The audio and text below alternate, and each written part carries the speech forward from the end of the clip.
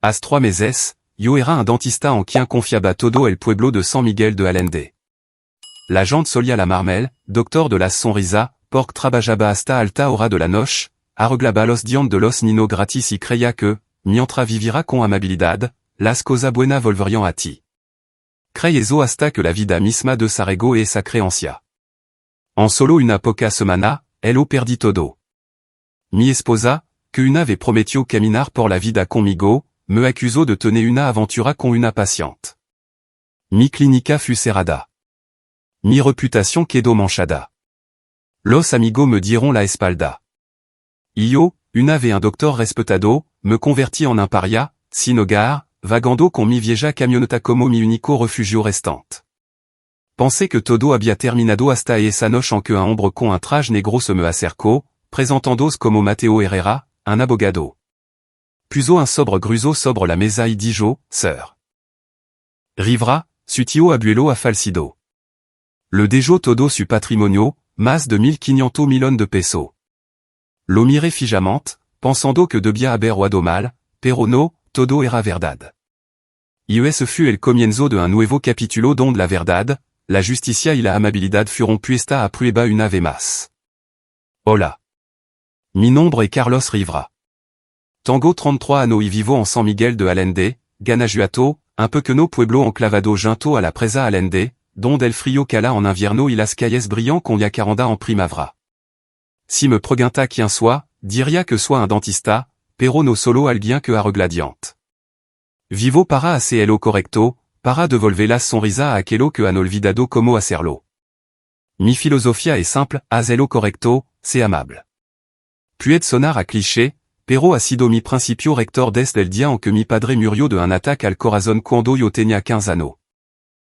Ese día, depuis junto a su cama de hospital, sosteniendo su mano con fuerza, me prometí a mí mismo que viviría una vida significativa. Mi clínica, Dental Rivera, se encuentra en una pequeña calle de San Miguel de Allende donde casa colorida se alinean ordenadamente y las campanas de la parroquia suenan cada domingo por la mañana. La clínica no es grande, solo el espacio suficiente para 2 sillones dental, un pequeño mostrador de recepción y una sala de espera con alguna revista anticuada. Pero amaba ese lugar. Cada día, recibía a pacientes de todos los ámbitos de la vida, desde niño tímido que visitaban al dentista por primera vez hasta anciano que compartían historia de vida con voz temblorosa. A menudo reducía las tarifas, a veces tratando a personas de forma gratuita para aquello que no podían pagar la atención. Una vez, una anciana llamada Doña Elena, que vivía de su pensión, me abrazó con fuerza después de que le arreglara su diente frontal roto de forma gratuita. Me devolviste la sonrisa, Carlos, dijo, con los ojos llenos de lágrimas. En ese momento, supe que había elegido el camino correcto. Pero la vida no era solo la clínica. Tenía a Daniela, mi esposa, y a Santiago, nuestro pequeño hijo. Daniela era la luz brillante de mi vida, o al menos eso solía pensar. Tiene 30 años, e hija de Fernando Villarreal, un poderoso hombre de negocio en Guanajuato. Daniela creció en el lujo, pero no era tan altiva como la gente podría suponer de la hija de un hombre rico. Nos conocimos en un evento de revisión dental gratuita para la comunidad. Estaba tratando los dientes de un niño de la calle cuando Daniela se paró allí con un elegante vestido azul, mirándome con una extraña expresión, mitad admiración, mitad curiosidad. ¿No te parece a ningún hombre que haya conocido? Dijo, y yo me sonrojé, sin saber cómo responder. Nos casamos después de un año de noviazgo, y Santiago nació 2 años después. Santiago es mi mundo entero. Acaba de cumplir 5 años este año, con el pelo rubio y rizado como su madre y ojo marrón profundo como los míos. Santi es sensible, inteligente y se aferra a mí como una sombra. Cada tarde, cuando volvía a casa de la clínica, corría hacia la puerta, me abrazaba las piernas con fuerza y gritaba, papá está en casa. Cuéntame una historia de superhéroe. Yo lo levantaba y le contaba historia sobre un dentista superhéroe que volaba por el mundo para arreglar los dientes de los niños. Daniela se quedaba en la puerta de la cocina, sonriéndonos. Pero mirando hacia atrás ahora, su sonrisa siempre parecía tener un toque de distancia. Desde fuera, nuestra vida parecía perfecta, una pequeña familia, una acogedora casa con un gran jardin, un esposo devoto, una esposa talentosa y un hijo adorable. Pero bajo la superficie, las grita comenzaba a aparecer, pequena, pero suficiente para despertarme de un sobresalto en medio de la noche, preguntandome si todo era tan estable como pensaba. Daniela trabajaba en relación pública y coordinación de evento. Era una mujer astuta, siempre sabia como llamar la atención. Se preocupaba por su imagen, a veces hasta el punto en que sentía que vivía para cumplir con los estándares de la sociedad. Le encantaban las cenas lujosas, los vestidos de diseñador y los apretones de mano con la élite. Yo no la juzgaba. Eso era su mundo, y él lo respetaba. El problema empezó con cómo veíamos el trabajo. Para mí, la clínica no era solo un lugar para ganar dinero. Era donde mantenía mi promesa a mí mismo, hacer lo correcto, ser amable. A menudo pasaba los sábados ofreciendo revisión gratuita para niños de refugio o descontando servicio para trabajador de bajo ingreso. Eso momento me hacían sentir que vivía fiel a mi ideal. Pero Daniela no lo veía de esa manera. Lo llamaba falta de ambición. Una vez, durante la cena, cuando compartí una historia sobre ayudar a un paciente que no podía pagar el tratamiento, ella espetó, Carlos, no puede seguir regalando cosas así. Talentoso. ¿Por qué no expande la clínica, contrata más dentista, gana más dinero? Está dejando escapar oportunidad. Me quedé en silencio, sin saber cómo responder. Quería decir que el dinero no lo era todo, que cada sonrisa que devolvía al rostro de un paciente valía más que cualquier trato lucrativo. Pero simplement sonré, assenti y cambié de tema. No quería discutir, no quería amargar el ambiente. Pero esa palabra, por pequeña que fueron como guijarro arrojado a un lago en calma, creando onda que no podía controlar. Con el tiempo, me di cuenta de que Daniela y yo caminábamos por senderos diferentes. Ella quería que yo fuera un hombre exitoso en su término, que expandirá la clínica, me relacionara con gente influyente y ganara lo suficiente para igualar el estatus de su familia. Pero yo solo quería ser Carlos Rivera, el dentista de San Miguel de Allende, a quien los pacientes llamaban por su nombre y abrazaban al salir de la clínica. Pensé que el amor sería suficiente para salvar nuestra diferencia, que si era paciente, Daniela lo entendería. Pero estaba equivocado. A medida que pasaban los días, empecé a sentir la distancia entre Daniela y yo. No invasión evidente, sino algo como una niebla fina y brumosa, sutil pero suficiente para desenfocarlo todo. Daniela estaba menos tiempo en casa. Frecuentemente citaba proyectos de caridad o reunión con socios como razón para su ausencia. Por las tardes, cuando sentí y yo nos sentábamos en la sala de estar jugando con Lego o leyendo libro, ella llamaba para decir que tenía que quedarse hasta tarde en la oficina o asistir a un evento importante que se alargaba hasta bien entrada la noche. No era del tipo sospechoso, pero empecé a notar pequeños detalles. Su teléfono, que on dejaba descuidadamente sobre la mesa, ahora estaba siempre boca abajo, su pantalón se bloqueaba rápidamente cada vez que yo entraba en la habitación. Una vez, pasé a su lado mientras enviaba un mensaje de texto, y ella apresuradamente pulsó el botón de bloqueo, desviando la mirada. Solo trabajo, dijo, su voz un poco más aguda de lo normal, como si ocultara algo. Intenté no pensar demasiado en elo.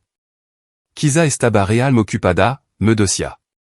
Daniela siempre había sido una adicta al trabajo, y su empleo coordinando eventos de caridad exigía mucho tiempo, especialmente al tratar con donantes ricos y figura poderosa de la región.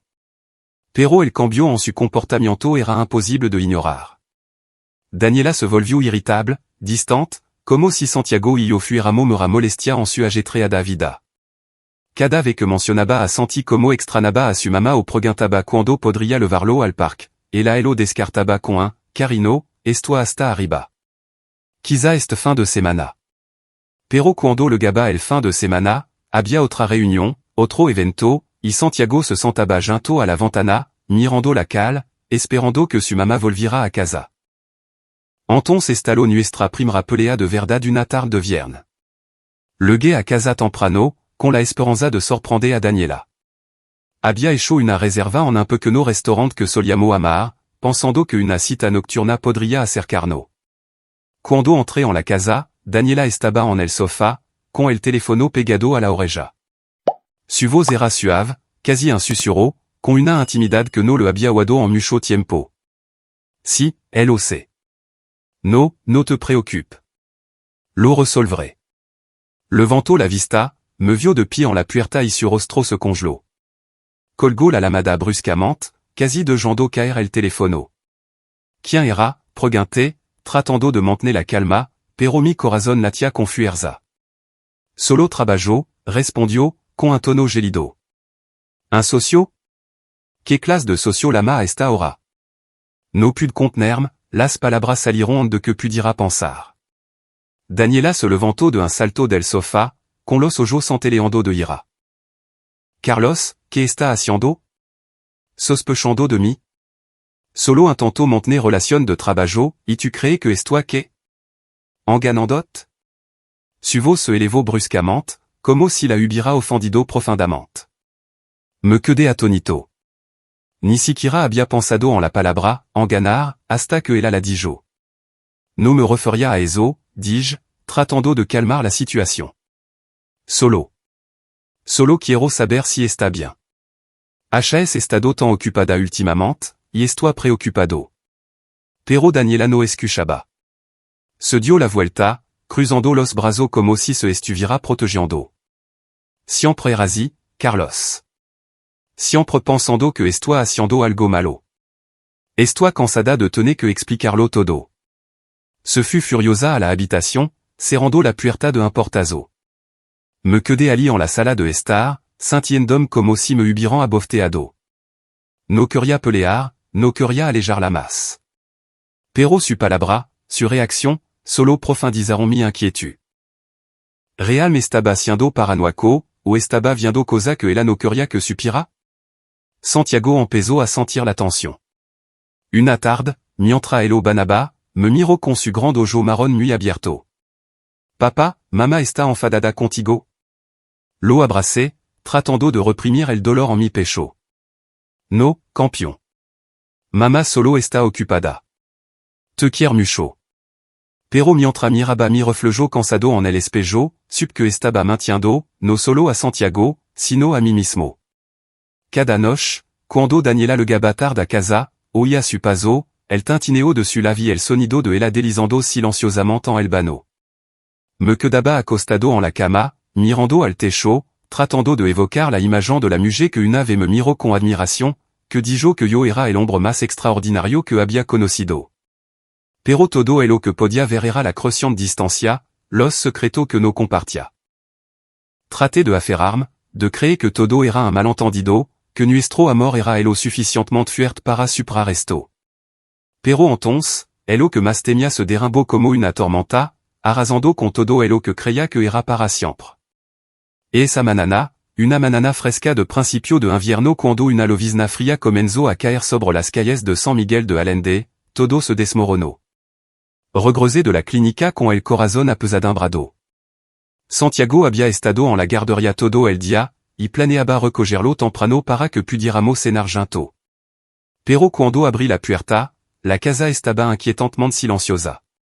No había sonido de la risa de Santi, ni el golpeteo de su pico corriendo a recibirme como de costumbre. Sobre la mesa de la cocina, un sobre blanco yacía solo, con la firme caligrafia de Daniela. Lo abrí y mi corazón pareció detenerse. Era una petición de divorcio. Las fría y cruda palabra de Claraban que quería terminar nuestro matrimonio porque la había maltratado mentalmente y había mantenido relación inapropiada con paciente. Lo le una y otra vez, como si no pudiera creer lo que veían mi ojo, maltrato, relación inapropiada. Las palabras se clavaron en mi pecho como cuchillo. Llamé a Daniela, pero su teléfono sonó y pasó al buzón de voz. Le envié mensage tras mensage, rogandole que hablara, que explicara lo que estaba pasando. Sin respuesta. Cuando conduje a la guardería para recoger a Santiago, la maestra me miró con lástima. Daniela lo recogió esta manana, dijo. Mencionó que se levaría a Santiago por un día. Me quedé allí, en el patio de la escuela, sintiendo que el suelo se derrumbaba bajo mi pie. Daniela no solo se había ido, se había levado a Santiago, mi única luz, con ella. En los días que siguieron, los rumores se extendieron como la pólvora. No sé cómo lo hizo Daniela, pero se la sabia arreglado para presentars como la víctima onde que yo pudiera procesar lo que estaba sucediendo. En las redes social, su amigo de relación pública comenzaron a publicar estados crítico. Uno escribió, alguno hombre se escondant detrás de una máscara de moralidad, pero detrás de Elias un monstruo. Otra publicación, acompañada de una foto mia tratando a una paciente en la clínica, insinuaba que estaba explotando a las pacientes para ocultar mi verdadera naturaleza. Con su experiencia en relación pública, Daniela había tejido una narrativa perfecta. Yo era un hombre abusivo y volátil que la atacaba en ataque de ira. Dio, nunca le había levantado la mano, ni siquiera un leve empujon. Pero la verdad ya no parecía importar. La opinión pública ya se había puesto del lado de Daniela. Abrí mi teléfono y revisé los comentarios en línea. Docteur Rivera, quien hubiera pensado que tenía dos caras, escribió una persona. Que miedo. Solia levar a mi hijo a su clínica, comentó otro. Los pacientes habituales, aquello que una vez me abrazaron con gratitud, comenzaron a cancelar cita. La clínica se quedó en silencio, con solo el zumbido del aire acondicionado llenando el espacio frío y vacío. Las organización médica local enviaron carta informandome que suspendian la colaboración conmigo, a la espera de una investigación. Traté de contactar a Daniela Lamando, enviando mensaje de texto, incluso yendo a su oficina pero había desaparecido sin dejar rastro. En medio de la tormenta de la opinión pública, surgió otra figura que añadió más lena al fuego, Fernando Villarreal, el padre de Daniela. Un poderoso hombre de negocio y presidente del grupo Villarreal, siempre me había mirado con ojo frío, como si yo fuera indigno de entrar en su mundo. Desde que nos casamos, Fernando nunca ocultó su creencia de que yo no era lo suficientemente bueno para su hija, un dentista de poca monta con ingreso modesto. ¿Cómo podría compararme con los hombres poderosos con los que él quería que Daniela se casara? Cuando estalló el escándalo, Fernando intervino de inmediato para proteger a su hija. Apareció en un canal de televisión local, vestido con un impecable traje gris, su voz tranquila pero aguda. No puedo quedarme de brazo cruzado y ver como abusant de mi hija, dijo, mirando directamente a la cámara. Haremos todo lo posible para proteger a Daniela y a mi nieto. Su credibilidad y su vasta red de contacto inclinaron la balanza por completo a favor de Daniela. Yo, un dentista ordinario. ¿Cómo podría competir? Elegí el silencio, no porque no quisiera defenderme, sino porque creía que la verdad hablaría por sí misma. Envié una breve carta al tribunal afirmando mi inocencia, declarando que nunca había abusado de Daniela ni había hecho nada en contra de mi ética. Pero mi silencio solo alimentó aún más los rumores. Todos los días recibía mensajes y llamada anónima de número desconocido, insultándome como un traidor o un hipócrita. Una mañana, al salir, encontré mi puerta cubierta de panfletos con texto en rojo, traidor, doctor, maltratador de esposa e hijo. Me quedé allí, congelado, mientras el viento frío hacía revolotear los papeles. Los miré, cada palabra cortándome como una cuchilla. Esto ya no era un malentendido. Era una guerra meticulosamente orquestada, y yo, sin preparación, había sido elegido como el villano. Volví adentro, me dejé caer en el sofá e intenté respirar profundamente. La casa, una velona de la risa de Santi y acogedora sona familiar, era ahora un cascarón vacío. Pensé en mi hijo, en su claro ojo marrón, y mi corazón se retorció de dolor. Quería abrazar a Santiago, decirle que su papá no era ese tipo de persona, que elo amaba más que a nada en el mundo, pero no podía. Daniela se elo había levado, y yo estaba aislado de su mundo.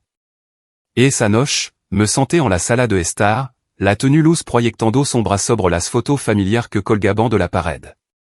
Una foto mostraba a Daniela y a mí el día de nuestra boda, y la radiante con un vestido blanco, yo mirándola como si fuera mi mundo entero.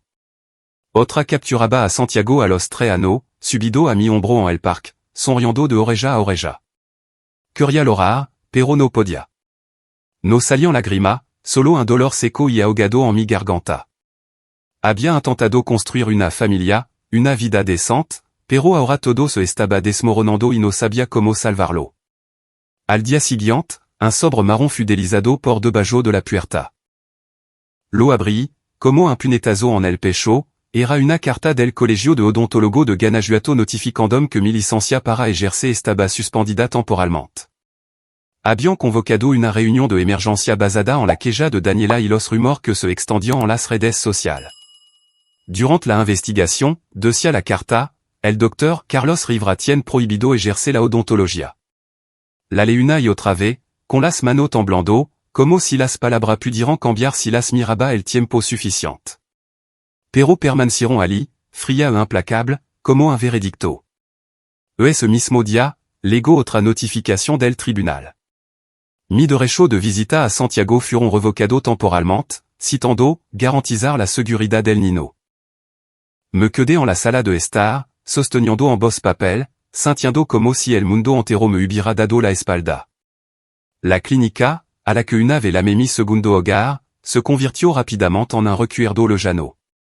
Los pacientes cancelaron cita en masa. Alguno a los que había tratado gratis la marron exigiendo reembolso, su voz lona de sospecha e ira. No quiero que me asocien con alguien como usted, dijo uno por teléfono en de colgar. Mi personal, que solía bromear conmigo cada manana, comenzó a renunciar uno por uno. Lo siento, Carlos, dijo Paulina, la recepcionista que había trabajado conmigo durante 3 años, con la vista fija en el suelo. Necesito un trabajo estable. Assenti, forzando una sonrisa, pero mi corazón se sentía destrozado. El golpe más duro llegó cuando el grupo Villarreal, la compañía de Fernando Villarreal, anunció la terminación anticipada del contrato de arrendamiento de mi clínica. Esa manana, me quedé mirando como quitaban el letrero de Dental Rivera, cada letra cayendo al suelo como fragmento del sueño que había construido. Quería gritar, rompe algo, pero me quedé allí, impotente, mientras una lovizna fría caía a mi alrededor. Mi finanzas disminuyeron rápidamente. Todavía tenía que pagar los préstamos del equipo dental, el seguro y la pensión alimenticia temporal que el tribunal me ordenó enviar a Daniela. Intenté ahorrar, recortando todos los gastos, pero mi cuenta bancaria se vaciaba como agua que se escapa entre los dedos. Un día, me paré frente a una casa de empeño sosteniendo el viejo reloj que mi padre me había dejado, un regalo que me dio antes de morir. Consérvalo, hijo, había dicho. Te recordará el precioso que es el tiempo. Tragué saliva, empujé la puerta y salí con uno poco miles de peso. Lo siguiente fut mi computadora portátil, luego mi coche, mi fiel compañero durant años. Cuando le entregué la slava al comprador, sentí como si estuviera vendiendo un pedazo de mi alma. El aislamiento social llegó más rápido de lo que esperaba. Los amigos que venían a cenar, que se reían con Daniela y conmigo, ahora me evitaban. Los ex-colgas no respondían a mi mensaje. Caminaba por el vecindario, oyendo susurro a mi espalda, viendo mirada curiosa y despectiva de los vecinos. Intenté solicitar empleo en otra clínica, pero nadie me contrataba. No queremos correr el riesgo, dijo un jour sin rodeo. Me convertí en un paria, un nombre marcado como villano en el pueblo que una vez me llamó el doctor amable. Me mudé de la casa, ahora solo un recuerdo doloroso. Con el poco dinero que me quedaba, alquilé una habitación barata en un motel en la Safura de Querétaro, donde el olor a humo de cigarrillo viejo se aferraba a las paredes y el estruendo de los camiones resonaba cada noche. Vivía frugalmente, durmiendo poco, comiendo con moderación, principalmente pan y café barato de una tienda de conveniencia.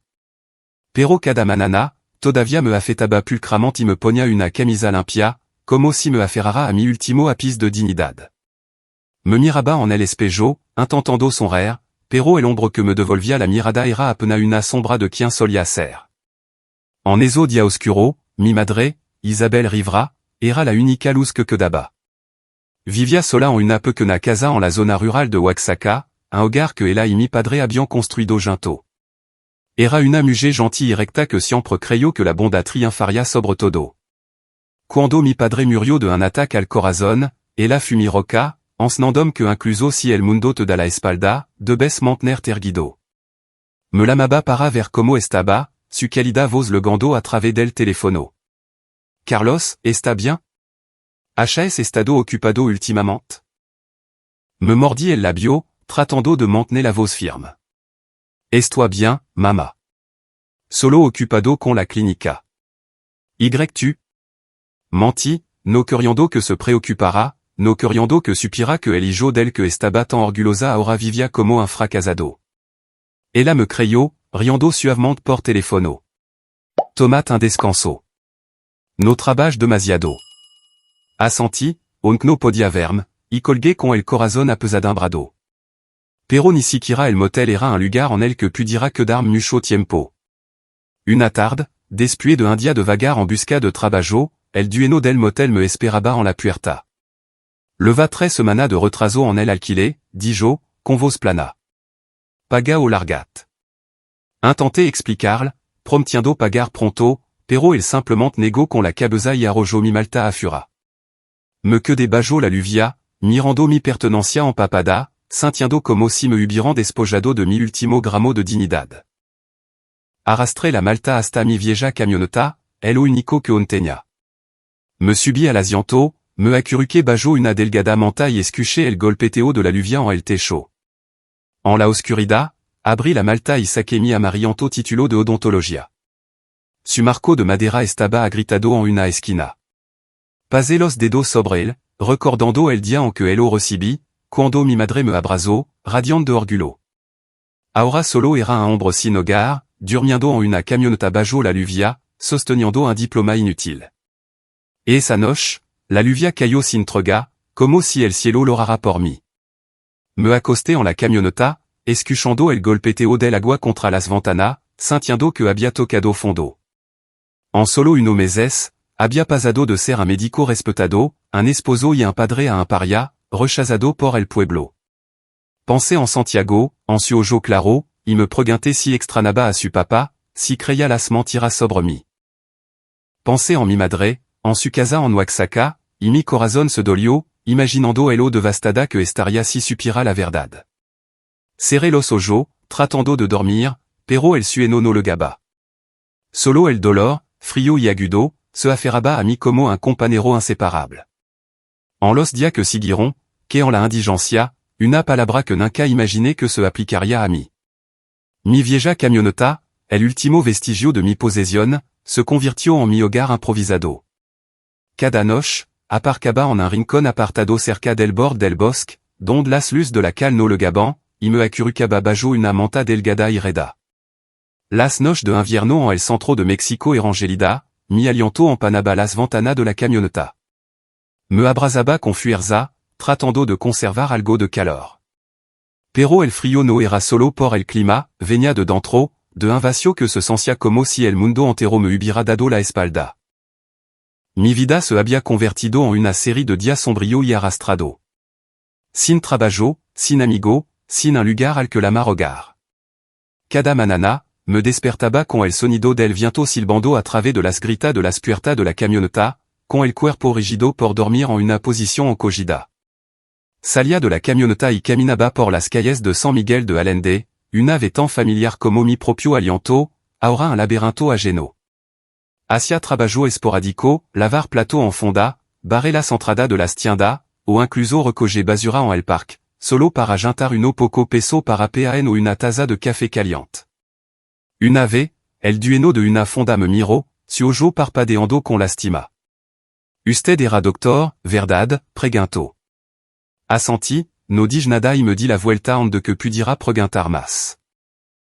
No quería revisitar el pasado, no quería enfrentarme a la persona que solía ser. Las noches de lluvia eran las peor. El golpeteo de la lluvia en el techo de la camioneta era como una canción lúgubre y sin palabra, que me devolvía a recuerdo que intentaba enterrar. Pensé en Dental Rivera, una veleno de vida con la risa de los pacientes y la voz suave de Paulina, la recepcionista. Recordé los sábados por la mañana cuando ofrecía revisión gratuita para Nino de refugio, viéndolo sonreír mientras se miraban en el espejo su diente recién arreglado. Pensé en Doña Elena, la anciana que me abrazó con fuerza después de reparar su diente frontal, la mandóme un regalo de Dios. Todo eso momento, todo por elo que había trabajado para preservar, se había desvanecido en solo unos meses, como si nunca hubieran existido. Viví así, día tras día, en medio de las frías calles. Todo elo que me quedaba era mi vieja camioneta, un diploma amarillento y un corazón roto.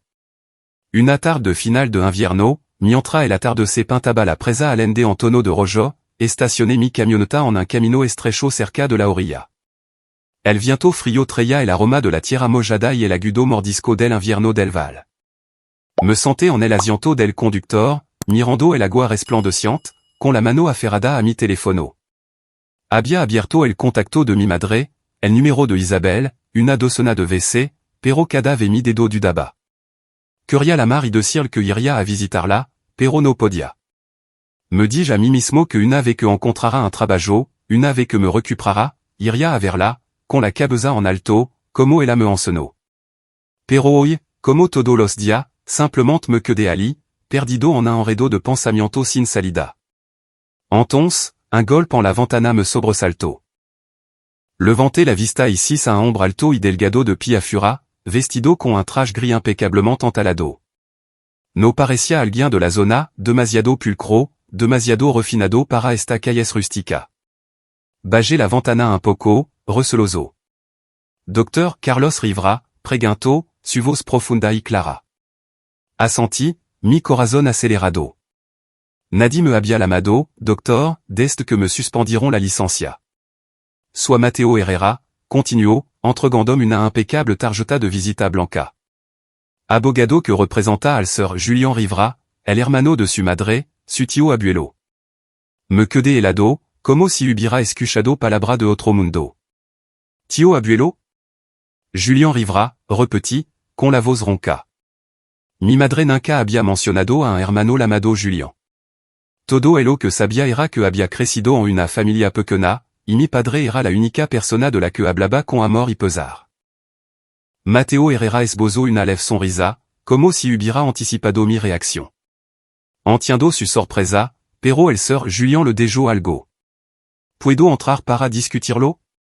Abrí la puerta, invitándolo al asiento del pasajero. En el reducido espacio de la camioneta, el olor a café rancio y menta mohosa me hizo sentir cohibido, pero a Mateo no pareció importarle. Sacó un sobre celado de su maltin marcado con las palabras, para Carlos Rivera, en una caligrafía audaz y segura. El Sir Julián falleció hace 3 semanas, dijo Mateo, su voz suavizandosa.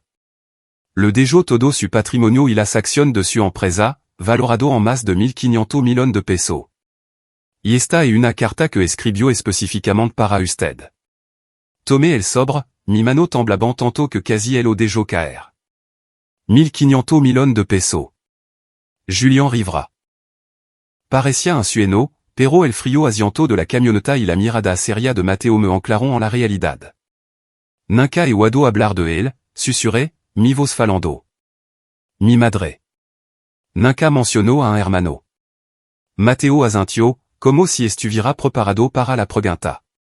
Abro la carta, Carlos. Lo explicará todo.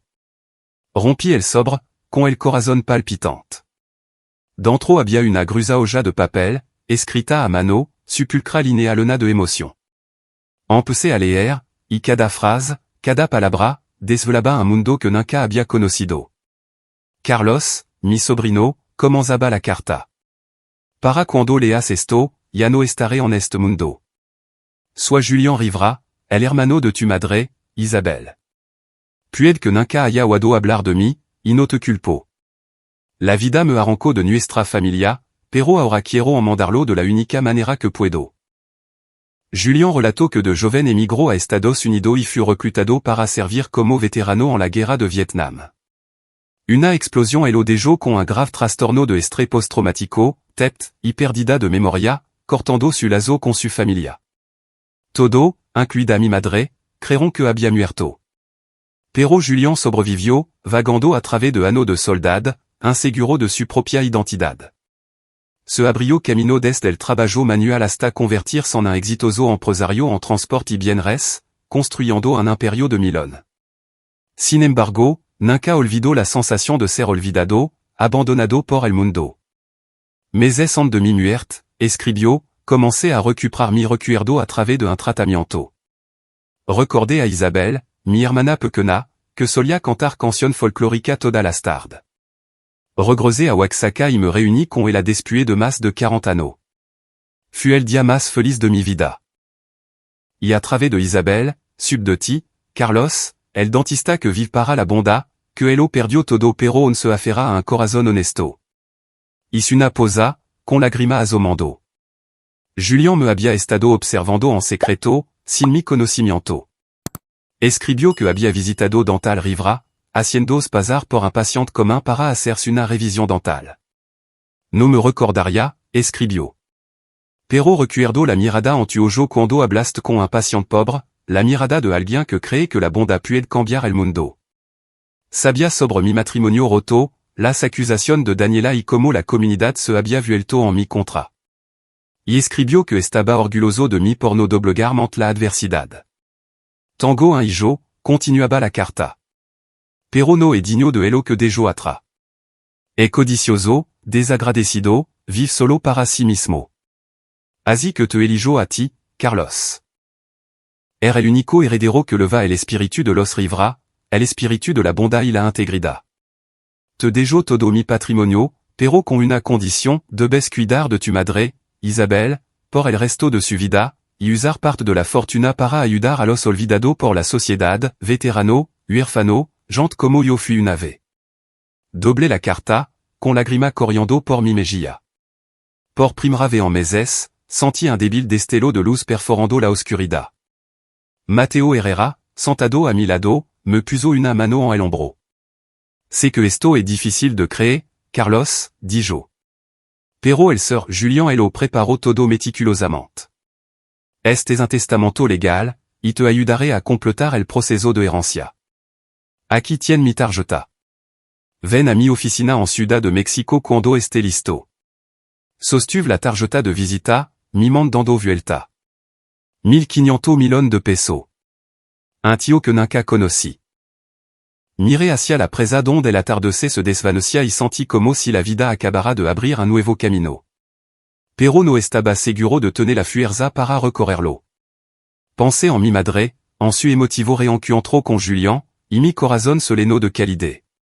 Pero también tenía miedo de que esto fuera solo un sueño, de que me despertaría sin nada más que mi vieja camioneta y mi diploma amarillanto. Et esa noche, me acosté en la camioneta, con la carta de Julián a mi lado. L'allée de nuevo, nea por nea, como para grabarla en mi corazón. Pensé en mi madre, en Santiago, en los pacientes que había ayudado. Y por primera vez en mucho tiempo, sentí una chispa de esperanza, pequeña pero feroz, como una pequeña lama ardiendo en la noche fría. Cerré los ojos, dejando caer las lágrimas, y me susurré, solo sobrevive, Carlos. Solo sobrevive. Y esta vez, vive para hacer lo correcto. Me desperté cuando la primera luz del alba se filtró por la ventana de la camioneta, proyectando un pálido resplandor sobre el diploma amarillento. Miré hacia afuera, viendo la presa alende brillar bajo la luz de la manana. Y una decisión me golpeó, tan clara como las campanas de la parroquia que sonaban a través del air frío de San Miguel de Allende. Tenía que ver a mi madre. No podía seguir escondiéndome. No podía dejarla vivir preocupada sin saber la verdad. La carta de Julián, con su sentida palabra, me dio una razón para levantarme, para enfrentarla. No como un fracasado, sino como un hijo portador de una historia nunca contada. Recogí las poca pertenencia que quedaban en mi malta y revisé el dinero de mi billetera, justo el lo suficiente para la gasolina para llegar a Oaxaca. La vieja camioneta gimió cuando la arranqué, pero avanzó, le vendôme le jour de San Miguel de Allende, le jour de las calles que una vez fueron mi hogar, ahora solo recuerdo doloroso. El camino a Oaxaca se extendía por varios cientos de kilómetros, serpenteando a través de montaña y pequeño pueblo tranquilo. Conduis en silencio, con solo la radio crepitante tocando vieja canción folclórica. Con cada kilómetro, mi corazón se sentía un poco más ligero, como si estuviera regresando a una parte de mí que había perdido. Cuando llegué a la casa de mi madre en la zona rural de Oaxaca, el sol se estaba poniendo hacia el oeste, banando los campos circundant en una luz dorada. La casa estaba tal como la recordaba, un techo de teja desgastado, un porche con una vieja mecedora y humo saliendo perezosamente de la chimenea. Salí de la camioneta, malta en mano, sintiéndome como un niño que regresa después de haberse perdido. Llamé a la puerta, con el corazón palpitando. La puerta se abrió y allí estaba mi madre con su familiar suéter azul, su cabello plateado cuidadosamente recogido. Ce quedo et lada, su ojo marron se abriront de part en part. Carlos, exclamó, con la voz temblorosa. ¿Por qué no me dijiste que venía? Pensé que estaba muy ocupado. Sonré, tratando de ocultar el agotamiento y las cicatrices invisibles en mi corazón. Quería sorprenderte, dis-je, con la voz ronca. Me hizo entrar, abrazandome con fuerza, y senti su calor, el débil olor a galta que emanaba de la cocina. Pero cuando me miró a los ojos, supe que había notado que algo andaba mal. Has adelgazado, dijo, tocandome la mejilla. ¿Qué pasa, Carlos? Cuéntamelo. Nos sentamos a la mesa de la cocina, donde colocó una taza de té humeante y un plateau de galta recién horneada frente a mí. Respiré hondo y saqué la carta de Julián de mi bolso. Mama, tengo algo que decirte, commencé, con la voz ligeramente temblorosa. Ella conocí a un abogado, Mateo Herrera. Me habló de alguien llamado Julián Rivera. Dijo que era mi tío abuelo. Mi madre se congeló, la taza de té se detuvo a medio camino. Su ojos brillaron como si hubiera escuchado un nombre de un pasado lejano. Julián, susurró, con la voz entrecortada. Julián, mi hermano. Las lágrimas comenzaron a rodar por su mejilla, y su mano temblar mientras dejaba la taza. Le entregué la carta, relatando mi encuentro con Mateo Herrera, el testamento y la vasta fortuna que Julián me había dejado. Le conté las palabras de la carta, como Julián se había reunido con él después de más de 40 años de separación, como me había observado y creía que yo era digno de continuar con el espíritu de la familia Rivera.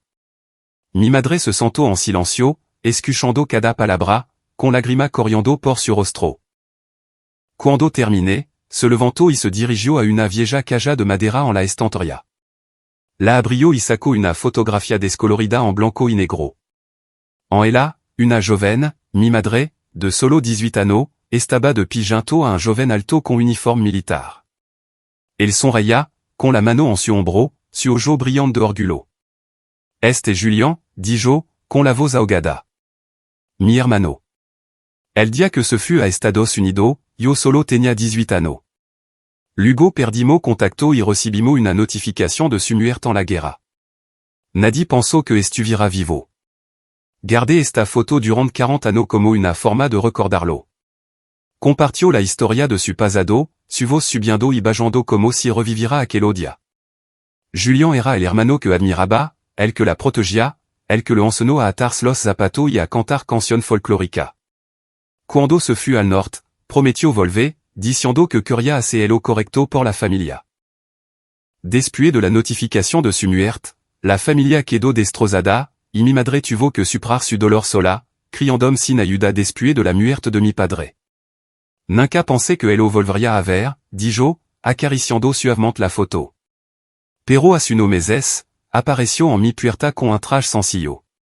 Lo miré, después de unos segundos de silencio, supe que era Julián. Me abrazó, llorando como un niño, contándome sobre su año de pérdida de memoria, las pesadillas de la guerra y cómo reconstruyó su vida de la nada. Escuché, sintiendo como si estuviera descubriendo un pedazo de la historia familiar que nunca había conocido.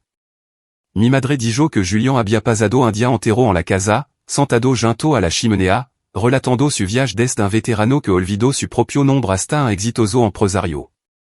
No habló mucho de su riqueza, solo que quería hacerlo correcto, compensar los años perdidos. Pregunto por ti, Carlos, dijo, mirándome con ojo tierno. Quería saber sobre el dentista del que estaba tan orgullosa.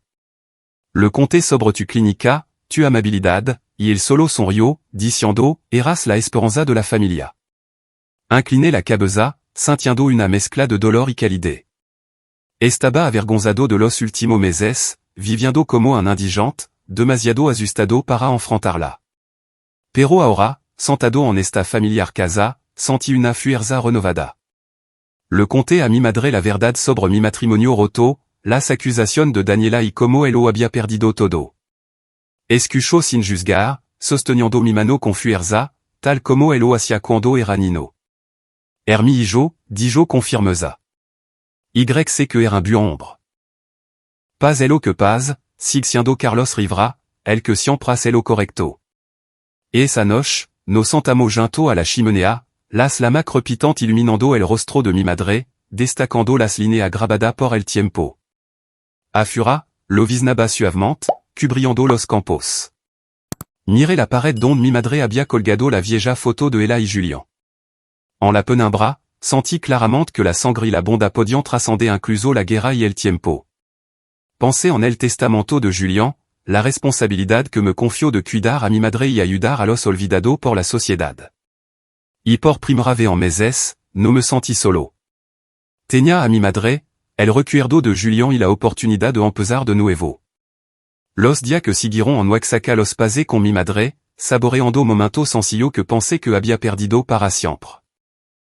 Nos sentábamos junto a la chimenea, comíamos su galta casera y hablábamos de cosa pequeña, el invierno en Oaxaca, las historias que me contaba cuando era niño.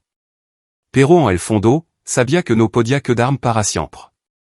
La carta de Julián, junto con las instrucciones de Mateo Herrera, ardía como una lama silenciosa, instandom a actuar.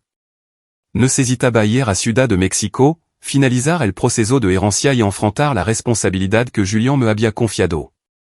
No estaba seguro de estar preparado, pero sabía que ya no podía huir. Después de un día de preparación, me despedí de mi madre. Ella se quedó en la puerta de la casa, abrazandom con fuerza, con los ojos llenos de confianza. Lo logrará, Carlos, dijo, acariciandom la mejilla. Sé que era un buen hombre, tal como el ovio Julián. Assenti, tratando de ocultar el miedo que se apoderaba de mi corazón. Me subí a la vieja camioneta, la única posesión que me quedaba de mi día más oscuro, y comencé el viaje de casi 1000 kilómetros a la Ciudad de México. El camino fut largo y silencioso, con solo el zumbido del motor y vieja canción nortena crepitando en la radio. Conduje a través de los paisajes aridos, pasé por pequeño pueblo y me adentré en la amplia autopista que conducen al corazón de México. Con cada kilómetro, reflexionaba sobre todo lo que había sucedido, mi matrimonio roto, las acusaciones, el colapso de mi reputación. Pero también pensaba en lo que me esperaba, la oportunidad de empezar de nuevo, de demostrar que la fe de Julián en mí no estaba fuera de lugar. La Ciudad de México me recibió con rascacielos relucientes y el estruendo del tráfico. Me sentí pequeño en esta vasta ciudad, como un alma perdida del tranquilo Guanajuato. La oficina de Mateo Herrera estaba en un elegante edificio de cristal con pasillo pulido y el frío zumbido del aire acondicionado. Cuando entré, Mateo se levantó de un grand escritorio de madera, ofreciendo una sonrisa amable pero profesional. Carlos, lo lograste, dijo, estrechando la mano. Por favor, toma asiento. Tenemos mucho de qué hablar. Me levó a una pequeña sala de reunión donde la luz entraba por la ventana e iluminaba montón de grueso archivo. Mateo explicó el proceso de herencia, contrato para transferir activo, acción en la compañía de transporte de Julián y propiedades esparcidas por todo el país. Todo ha sido preparado meticulosamente, dijo, deslizando una pila de documentos hacia mí. Firma aquí y el proceso comenzará. Puede que tarde una semana en finalizar, pero el testamento de Julián es claro. Era el heredero legal. Tomé el bolígrafo, con el corazón palpitando. Los números en los papeles cientos de millones de pesos, acción de la compañía, bienes me mareaban. Yo, Carlos Rivera, que había estado durmiendo en una camioneta hacia solo un día, estaba a punto de convertirme en el dueño de una fortuna que nunca me atreví a sonar. Pero mientras me preparaba para firmar, la puerta de la sala de reunión se abrió de golpe y una voz aguda y fría cortó el aire. Así que este el hombre que robó mi herencia. Levanté la vista, mi corazón se detuvo. Un hombre alto con un traje negro entró, su rostro anguloso y su ojos hostil fijó en mí. Parecía tener unos 30 años. Mauricio Rivera, se presentó, su voz como el hielo. El hijo de Julián Rivera. Y tú, me señaló, has tomado lo que por derecho me pertenece. Me quedé atónito, sin poder hablar. Mauricio Rivera, el hijo de Julián. La carta de Julián había mencionado a un hijo descarriado, pero nunca esperé encontrarlo. No aquí. No ahora. Mateo se puso de pie, su voz tranquila pero firme. Mauricio, te lo he explicado. El testamento de tu padre es claro. Carlos est el heredero legal. Pero antes de que Mauricio pudiera responder, otra figura entró en la habitación, y sentí que el mundo se derrumbaba de nuevo. Daniela, mi ex esposa. Estaba allí, con un elegante traje de negocio, su ojo evitando los míos, como por vergüenza o miedo. Elle errant la habitación se volvió danzó con la incomodidad y la tensión. Miré de Mauricio a Daniela, y luego de nuevo a Mauricio, tratando de encontrar el sentido a todo. Daniela, que había arruinado mi reputación, que me había quitado a Santiago, ahora estaba aquí, aliada con el hijo de Julián. ¿Eran aliado? ¿Desde cuándo? Mauricio no me dio tiempo para procesarlo. Dio un paso adelante, golpeando la mesa con la mano, su voz goteando ira. Este testamento es una broma. Mi padre nunca le dejaría su fortuna a un extraño como él. Me señaló, su ojo ardiendo de desprecio. ¿Quién eres tú? Un dentista fracasado expulsado de su propio pueblo, ahora tratando de robar la fortuna de la familia Rivera. Te demandaré. Levaré esto a los tribunal y recuperaré lo que es mío. Daniela finalmente habló, su voz suave pero aguda. Carlos, no debería estar haciendo esto. Sabe que este no es tu lugar. La miré, mi corazón doliendo. Ella, que una vez fui mi esposa, que una vez dijo que me amaba, ahora estaba aquí, del lado de un extraño en mi contra. Daniela, dis-je, con la voz ronca. Sabe que no soy esa persona. ¿Por qué está haciendo esto? Se dio la vuelta, en silencio. Mauricio insistió, su voz volviendo más áspera. No te haga el santo, Rivera. He oído hablar de ti, el maltratador de esposa, el explotador de paciente. Cree que enganaste a mi padre, pero no dejaré que te leve lo que es mío. Quis gritar, decir que no era el monstruo que decían, que nunca había hecho nada malo. Pero recordé la carta de Julián, su palabra sobre la integridad, sobre no doblegar ante la adversidad. Respiré hondo, me recompus y firmé los documentos frente a mí. No le robé nada a nadie, dis-je, mi voz lenta pero firme. Julián me eligió y honraré su deseo. Mauricio se burló, su ojo le no de dédain. Solo espera, Rivera. Esto no ha terminado. Se dio la vuelta y salió furioso, con Daniela siguiéndolo, sin mirar atrás ni una sola vez. La puerta se cerró de golpe, dejándonos a Mateo y a mí en un pesado silencio. Mateo me puso una mano en el hombro, su voz baja. Abra desafio, Carlos. Mauricio no se rendira fácilmente, y con Daniela de su lado, las cosas se complicarán. Pero esta vez, no está solo. Asentí, sintiendo una nueva fuerza dentro de mí. Si había luchado para limpiar mi nombre, ahora luchaba para proteger el legado de Julián, un legado de bondad y fe. Las semanas que siguieron fueron un torbellino. Me alogé temporalement en un pequeño hotel organizado por Mateo, preparandome para la audiencia judicial que determinaría la validez del testamento de Julián. El Palacio de Justicia de la Ciudad de México se convirtió en un campo de batalla donde me enfrenté a Mauricio Rivera y Daniela, una vez parte de mi vida, ahora en el bando contrario. Mateo Herrera, con la calma y la agudeza de un abogado experimentado, me guió a través del laberinto legal. Mauricio, por otro lado, estaba respaldado por un costoso equipo de abogado y Daniela, que usaba sus habilidades de relación pública para avivar la presión pública. Cada día leía artículo en línea con titular como, disputa por patrimonio millonario, sobrino o hijo biológico, y sentía que estaba viviendo en una película en la que nunca quis ser el protagonista. El juicio comenzó en una mañana fría en una sala de tribunal con paredes de madera oscura y una atmósfera pesada. Me senté junto a Mateo, tratando de mantener la compostura, pero mi corazón latía con fuerza. Mauricio se sentó frente a mí, su mirada gelida, de vez en cuando dirigiéndome una mirada con desprecio manifiesto. Daniela se sentó a su lado, vestida con un elegante traje de negocio, pero evitaba mi ojo, como si mi mirada pudiera quemarla.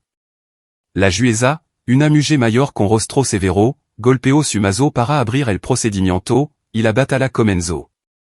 El equipo legal de Mauricio atacó primero, acusándome de manipular mentalmente a Julián cuando estaba frágil, coaccionándolo para que alterara su testamento y excluyera a Mauricio. Me pintaron como un oportunista, un dentista fracasado que exploto la bonda de un anciano para robar su fortuna. Carlos Rivera no tenía ninguna relación previa con el sir Julián Rivera, de claro el abogado de Mauricio, su voz resuelta. ¿Cómo podría un extraño sin conocimiento de la familia ser elegido como único heredero? Esto es claramente irregular. Apreté los puños bajo la mesa, mi sangre hirviendo. Quería levantarme y gritar que ni siquiera conocía a Julián hasta que llegó la carta, que no había pedido nada. Pero Mateo me puso una mano en el hombro, susurrando, mantén la calma, Carlos. Déjà m'encargarme de esto. Y él lo hizo. Mateo contraatacó con una agudeza que no había anticipado. Presentó los registros médicos de Julián, demostrando que estaba completamente lucido cuando redactó el testamento. Llamó a un testigo, el médico de Julián, quien confirmó que Julián había recuperado su memoria y había tomado su decisión con claridad. Pero el gol decisivo vino de un video que Mateo había mantenido en secreto hasta el último momento. En él, Julián, aunque frágil, estaba sentado en una habitación bien iluminada, mirando directamente a la cámara y hablando con una voz firme y resuelta. Yo, Julián Rivera, hago este testamento con plena conciencia. Elijo a mi sobrino, Carlos Rivera, como mi heredero porque él leva el espíritu de nuestra familia, la bondad y la integridad.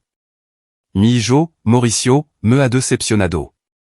No quiero que mi patrimonio quede en mano de aquello impulsado por la codicia. La sala del tribunal quedó en silencio. Miré a Mauricio, su rostro pálido, su mano apretada con fuerza. Daniela inclinó la cabeza, con los labios apretados. Pero Mateo no había terminado. Presentó más prueba, registro financiero que mostraban que Mauricio había desviado millones de los fondos de inversión de logística Rivera para cubrir deuda personal, desde jugo de azar hasta préstamo lujoso. Luego, como golpe final, Mateo reveló que Daniela había ayudado a Mauricio legitimando activo falso y canalizando dinero a través de cuenta offshore para ocultar el fraude. Estos documentos legalmente verificados despojaron a Mauricio y Daniela de toda credibilidad en el tribunal. Los días siguientes del juicio fueron una pesadilla para Mauricio y Daniela. Su testigo, en su mayoría pagado para hablar a favor de Mauricio, se contradecían, mientras que las pruebas de Mateo se mantenían firmes como una roca. Me senté allí, escuchando cada palabra, sintiendo como si mi vida estuviera siendo expuesta en todo. A veces, miraba a Daniela, esperando un atisbo de remordimiento, pero ella solo inclinaba la cabeza, evitando mi mirada. Finalmente, después de días de tensión, la jueza golpeó su mazo y dictó el veredicto. El tribunal confirma la validez legal del testamento del sir Julián Rivera. Carlos Rivera es el heredero legítimo de todo el patrimonio, incluida las acciones de la empresa y los bienes. Mauricio Rivera y las partes relacionadas no tienen ningún reclamo legal en este asunto. Me quedé quieto, sintiendo como si me hubieran quitado un peso de encima. Mateo me dio una palmada en el hombro, sonriendo. Felicidad, Carlos. Lo lograste. Pero la victoria no fut tan dulce como había imaginado. Mauricio salió del tribunal con una mirada de resentimiento hirviente, mientras que Daniela, por primera vez, se encontró con mi ojo, su mirada una compleja mezcla de vergüenza e ira. Las consecuencias no tardaron en llegar. La empresa de Mauricio, ya al bord del abismo, se declaró oficialmente en quiebra. Los artículos comenzaron a exponer su negocio fraudulento, y el nombre de Mauricio Rivera se convirtió en el blanco de la crítica pública. Daniela, una vez una estrella en el mundo de las relaciones públicas, fut rechazada por los medios. Los amigos poderosos que una vez la habían apoyado para difamarme ahora se distanciaban. De ser una mujer que vivía bajo los reflectores, se convirtió en una sombra de sí misma, empujada a los margen de la sociedad de élite que una vez anheló. En el último día del juicio, mientras me preparaba para salir del tribunal, Daniela apareció de repente con Santiago a cuesta. Mi hijo, ahora un poco más alto, me miró con ojo claro pero confundido. Papá, gritó, corriendo a abrazarme. Me arrodillé, sosteniéndolo con fuerza, sintiendo como si mi corazón hubiera vuelto a la vida. Pero Daniela lo apartó, con la voz temblorosa. Carlos, tenemos que hablar. Estaba allí, con el rostro cansado, y sin la confianza que una vez tuvo. Me equivoqué, dijo en voz baja. Escuché a Mauricio, 2G que me manipulara. Ahora el elo ha perdido todo, io. No sé qué hace. Por el bien de Santiago, por favor, ayúdano. La mire, Lugo a Santiago, que se aferraba a la mano de su madre, con los ojos desconcertado. Una parte de mi quería perdonar, ayudarla por el bien de nuestro hijo. Pero entonces recordé las acusación, las noches que dormí en mi camioneta, los días que fui rechazado por el pueblo. Daniela, dis-je, mi voz tranquila pero firme. Si de verdad te preocupa por Santiago, déjalo quedar conmigo. Puedo dar la estabilidad y el amor que necesita. Lo sabe. Daniela retrocedió, su ojo centelleando de ira. No puede quitarme a Santiago, espeto, con la voz quebrada. Agarró la mano de Santiago, sacándolo del tribunal, con lágrima corriendo por su rostro. Me quedé allí, viendo desaparecer su figura, con el corazón apesadumbrado. Sabía que había hecho el correcto, pero el dolor de perder a Santiago todavía se sentía como una herida sin cicatrizar. La ciudad de México, con su imponente rascacielos y su ritmo frenético, no era un lugar para mí. Después del juicio, me retiré del foco mediático, rechazando todas las solicitudes de entrevista de periódico curioso. Quería volver a Oaxaca, con mi madre, a la tranquilidad de los campos y el air limpio. Conduje mi vieja camioneta, ahora una fiel compañera, por las larga autopista, dejando atrás el ruido de la batalla legal. Cuando llegué a la casa de mi madre en Oaxaca, ella me esperaba en el Porsche, como si hubiera presentido mi regreso. Hijo mío, dijo, abrazandome con fuerza. Sabía que él lo lograría. Le conté sobre el veredicto, como el tribunal me reconoció como el heredero legítimo de Julián. Pero también le hablé de Daniela, de Santiago, del momento en que me abrazó en el tribunal. Mi madre me tomó la mano, su ojo gentil pero resuelto. Volverá a encontrar a Santiago, Carlos. Pero primero, necesita encontrarte a ti mismo. Su palabra fueron como una suave brisa, calmando mi alma cansada y herida. Decidí no quedarme en la vieja casa, a pesar de su preciado recuerdo. Con la fortuna de Julián, compré una nueva casa en la Costa Esmeralda, Veracruz, donde mi madre pudiera ver el océano cada mañana, donde el aire era fresco y el sonido de la sola era como una canción de cuna. La casa no era extravagante, pero era lo suficientemente espaciosa para su comodidad, con un pequeño jardin donde podía cultivar flor y una gran chimenea para calentar las noches. Me mudé con ella, pasando los primeros días recuperando mi espíritu, redescubriendo el ritmo pacífico que había perdido. Cada mañana, me despertaba temprano, preparaba café para mi madre y nos sentábamos en el Porsche a ver el amanecer. Ves, Carlos, decía, señalando el mar, la vida siempre encuentra la manera de traer de vuelta la luz. Santiago seguía siendo el mayor vacío en mi corazón. Contacté a abogado para luchar por la custodia, pero el proceso legal era lento y Daniela todavía se negaba a dejarme verlo. Le enviaba regalo a Santi libro de cuento que le encantaban, juguetes de super-héros pero no recibía respuesta. Cada noche, me sentaba en mi habitación mirando la photo de el sobre mi hombro, prometiendo que no me rendiría. Esperam, hijo, susurraba. Papa te encontrará. Pero no deje que ese dolor me arrastrara. Tenía una promesa que cumplir con Julián. No solo cuidar de mi madre, sino usar su riqueza para ayudar a los olvidados por la sociedad. Fin de la Fundación Julián Rivera, nombrada en su honor para celebrar su espíritu. La fundación se centró en apoyar a veteranos, huérfanos y aquellos que vivan en los márgenes de la sociedad, como yo una vez lo hice. Recluté un equipo de voluntarios, desde joven estudiante apasionado hasta veterano deseoso de contribuir. Nos asociamos con pequeño hospital y escuela en Veracruz, lanzando programa de atención dental gratuita para niños y ancianos. Me paraba en clínica improvisada, viendo a los niños sonreír al ver su nuevo diente en el espejo, y senti que estaba reviviendo mi día en dental Rivera, cuando la amabilidad era todo lo que necesitaba. Con mi honor restaurado, decidí volver a la odontología, pero en mi propio termino. Abrí una clínica dental sin fin de lucro en Veracruz, no lojo de la nueva casa de mi madre. La clínica era pequeña, muy parecida a como era dental Rivera. Pero esta vez, no solo estaba arreglando dientes. Estaba formando a joven estudiante de odontologia que queriam servir a las comunidades en lugar de perseguir ganancia. Les hablés de Julian, de su viaje desde un veterano sin memoria hasta un exitoso empresario, y de como eligió la amabilidad como su legado. Hagan lo correcto, le decía, porque esa es la única manera de vivir sin arrepentimiento. A medida que pasaban los meses en Veracruz, me redescubrí lentamente. Escribí una breve carta a los periódico local, no para alardear de mi victoria, sino para compartir lo que había aprendido en mi día más oscuro. La verdad puede ser enterrada, pero no mur, escribí. Es como una pequeña lama que solo necesita una chispa para volver a arder. El honor no se compra con dinero. Se construit a través de cada acto de bondad, por pequeño que sí.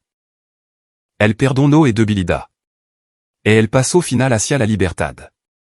Y no vivant para demostrar que los demás están equivocados. Vivant para demostrar que una persona puede levantarse después de ser destruida. Envier la carta, sin esperar que cambiara el mundo, pero con la esperanza de que pudiera tocar a alguien, como la carta de Julian me había tocado a mí. Cada día, trabajaba en la clínica, apoyaba la fundación y pasaba tiempo con mi madre. L'amaba a Santiago toda la semana, aunque Daniela a menudo no respondía. Pero a veces oía su voz en el buzón de voz, y solo eso me daba una razón para seguir adelante. Una noche, mientras estaba sentado junto a la chimenea en la nueva casa, mi madre entró con una vieja caja de madera. La abrió y sacó la foto en blanco y negro de ella y Julian. Quedad con esto, dijo, sonriendo. Que te recuerde que nuestra familia siempre fuerte, pase lo que pase. Tomé la foto, pasando mi dedo sobre ella, sintiendo una calidad corriente en mi corazón. Ya no era el paria. Era Carlos Rivera, portador del espíritu de mi familia. Y viviría para hacer lo correcto, como lo había hecho mi padre, como lo hacía mi madre, como lo había hecho Julian.